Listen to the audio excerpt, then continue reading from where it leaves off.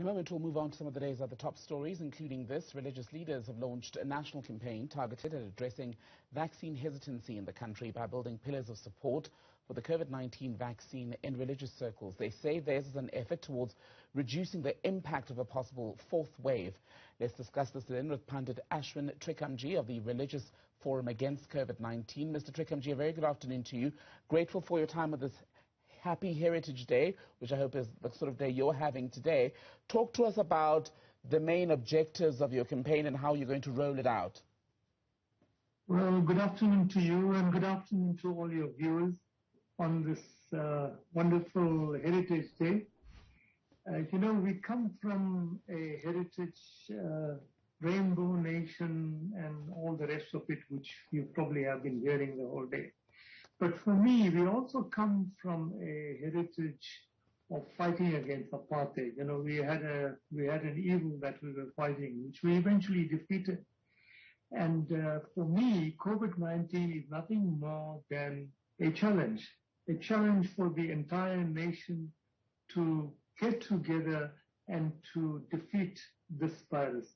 And the faith leaders in South Africa have gotten together to start to tell people, to convince people, and to not only to educate, but to influence people to go and get vaccinated. Because vaccination is your answer. It's a universal process. It's not just in South Africa.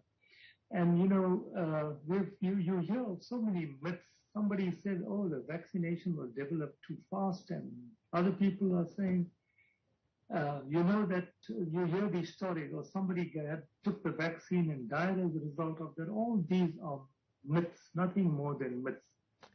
We have been vaccinated from the time we were born. When you are born as a baby, you get a vaccine. 6 months down the line, you get your second vaccine. When you become a growing child, you get another vaccine. And then when you go to school, you get vaccinated again.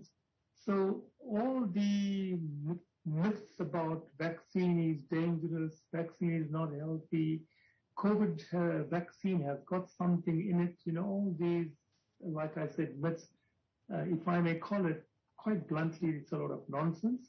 We must all get vaccinated. And as faith leaders, we as faith leaders in South Africa are joining in the call for all our people to get vaccinated. Let me ask you this, Mr. Trikamjee, my apologies for speaking over you there. Do you find it easier to get through to people who, as you say, are perhaps saying, well, they have an issue taking a vaccine because they feel they were developed too quickly, even though the science, we're told, is quite safe, versus those, especially who are in the religious circles, who sometimes say, well, the vaccine is the mark of the beast and such? Yeah, like I said, it's all myth.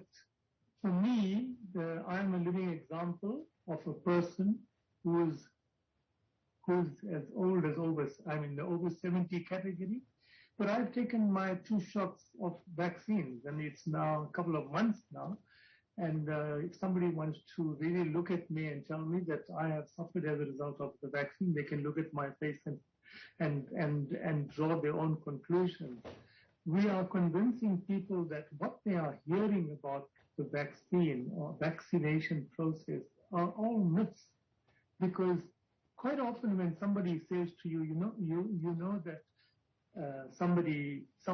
the usual story, you either get a WhatsApp or somewhere in the social media, somebody saying to you, oh, if an individual took a vaccine and suffered serious setback, or otherwise some people died, and you ask them, well, give us the authority, give us the fact, where did this happen? Or if somebody says the vaccine is not good for you, who is this person? Is this a medically qualified person who is saying that? And of course you get no answers, because we all know that it's myths that are being spread by people who are not authorities. And do you think the message to the authorities? And do you think the message then is more well received when it comes from yourselves as religious leaders versus public health announcements from government? Yes, absolutely. I spoke this morning at the launch, and I said that, when we get sick, we go to a doctor. But then when the doctor doesn't seem to be curing you, what do? We turn to our faith. We go to church, we go to mosque, we go to temples, we go to synagogues, and we start to indulge in prayer. And we seek God's assistance, and that, of course, is where the faith leaders come in. Faith leaders enjoy a position in society where people trust them. People believe in them.